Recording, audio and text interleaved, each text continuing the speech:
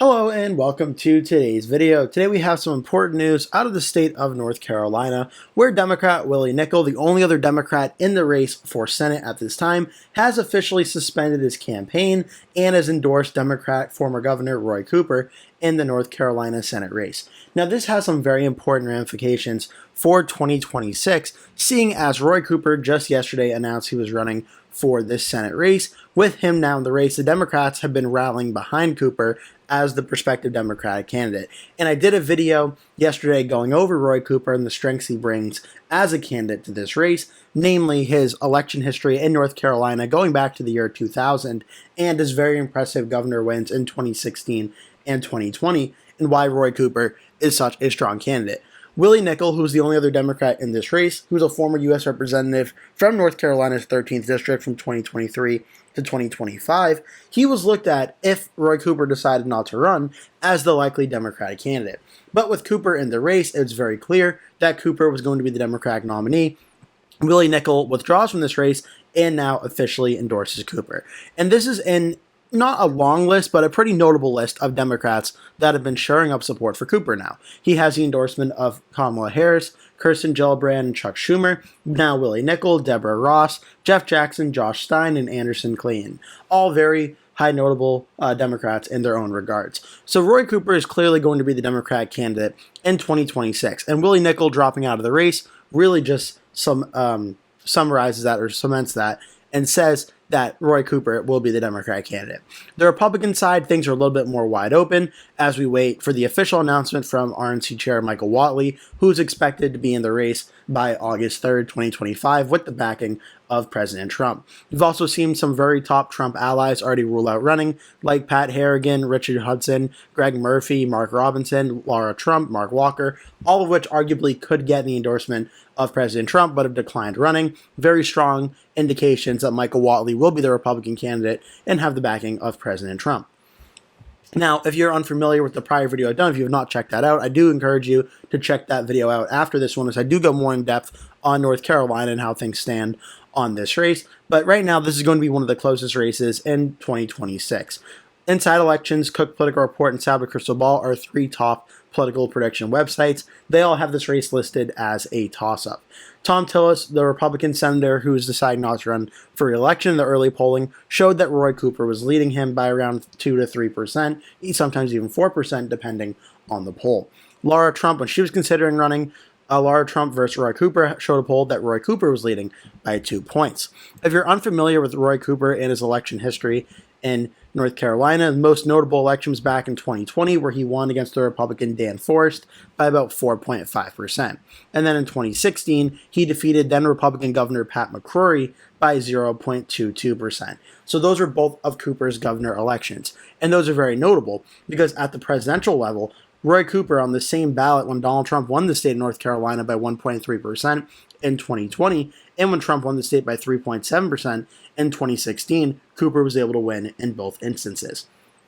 Now, this is going to be important to talk about for 2026, as 2026 is a midterm election. Typically, midterm elections go the opposite way of the incumbent party in the White House and in control of the government. And in this case, the Republicans hold the majority in the Senate and the House and control of the White House. So based on historical precedent, Democrats are more expected to be in for a very strong night than the Republicans would be. It doesn't always 100% go the way that's expected. For instance, in 2022, Republicans were supposed to have a very big night. It ended up being more of like kind of a 50-50 night where the Republicans did very well in some parts on the Senate and the House side of things, and Democrats did well in some areas. So it's not always 100% sure going to go that way. But based on historical precedent, most of the time, the Democrats should be in for a very good night in 2026. Now, when looking at the Senate map for 2026 right now, I have Republicans favored in 52 Senate seats, Democrats 45, with 3 seats currently listed as toss-up, North Carolina being one of these seats. Now, based on this current map, Republicans already do have a majority in the U.S. Senate. You need 50 Senate seats to have the majority, with the Vice President breaking the tie, or 51 Senate seats without the Vice President. And the Republicans, obviously having Republican Vice President J.D. Vance, only would need 50 Senate seats to have the majority. So the Republicans are in a very advantageous situation on this 2026 Senate map. 3 of the toss-up seats, Michigan, North Carolina, and Georgia, though they're all very close competitive states, they did all vote for Donald Trump in 2024 not too long ago. The only Republican senator that is up in a state that Kamala Harris won was Susan Collins in the state of Maine. And there's some interesting news coming out of Maine about Governor Janet Mills potentially entering that race or not. That I'll be doing in a future video as well. But technically, on paper, the only state that Kamala Harris won of all these senators would be the state of Maine. So just going off of that alone, and again, this is not really how it works, but just going off that alone, that would only guarantee the Democrats about 1 win on the Senate map if that were to be the case. If you're going off of 2024, Republicans would win all 3 of these, and it would get the Republicans a net gain of 1 seat. However, as we know, each election cycle is different, and candidates in each race is different. So not always necessarily how things are going to go. But it's interesting Republicans do already start out with a very strong possibility of winning the Senate.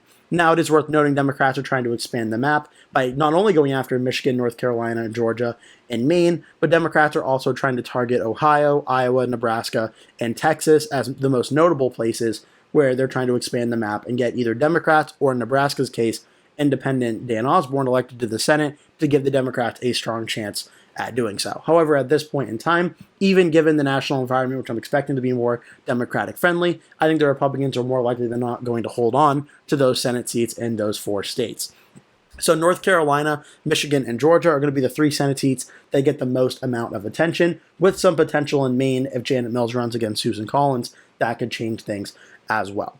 How North Carolina goes right now, well, it's changed a little bit over the last few months, starting out for Thom Tillis versus Wiley Nickel. I think that race started out around a tilt Republican win for Tillis very narrowly.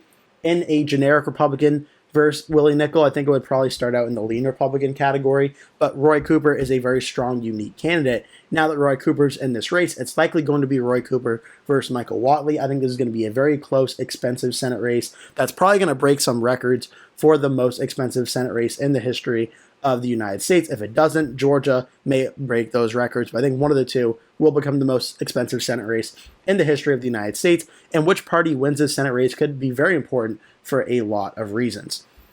One that doesn't often get talked about, actually, could be the House elections in 2026, where there's one House race in particular in 2024 that was very close, which was North Carolina's 1st district with Democrat Don Davis. Now, he did win by 1.7%. The district, overall, according to the Cook Political Voting Index, is Republican +1, though. If the Republicans had a very amazing night in 2026 and won the Senate race by a decent margin, it's possible this district could maybe flip to the Republicans. Now, it doesn't always happen that way, but typically very strong nights for one party could lead to a potential avenue like that where that could happen. However, we also saw a semi-competitive race in North Carolina 11, but mainly this district would be one to watch for. If Roy Cooper were to run a very good race and win by a much larger margin than expected, down-ballot effects could happen where maybe that guarantees that district safe for the Democrats. Maybe the Democrats make more inroads in other districts, but cementing a very close House seat on that regard. These things don't really get talked about too much when you talk about Senate races, how important of a role they could play down-ballot on House races as well. But on just the Senate side of things, it's also very important, as if Roy Cooper wins, this would be a Democratic flip going from red to blue and would make President Trump and the Republicans passing Trump's agenda a little bit harder in the U.S. Senate. And then if Democrats were to make gains in like a state, Maine, for instance, which is also held by a Republican right now, if Susan Collins were to lose, this would cut the Republicans' majority only down to 51. Where if Lisa Murkowski in Alaska decides to vote no on a bill, that would make it 50-50, and it would really hurt the Republicans' chances at getting that bill done. Otherwise, no other Republican could disagree on a bill. So it would be really, really fascinating to see how that goes down. Now, obviously, we're not going to know for a while. We're only in 2025, towards the end of July. We're not going to know about 2026 for a little bit ways down the road, but at very least, North Carolina plays a very important role in determining not just Senate control, but also how much of a margin Republicans have going into 2026. And Roy Cooper gives the Democrats a strong chance at winning this Senate race. I hope you enjoyed this video. Make sure to like and subscribe if you did. Leave a comment below telling me your thoughts and any other videos you'd like to see me cover. Thank you so much for watching, and hope to see you in a future video.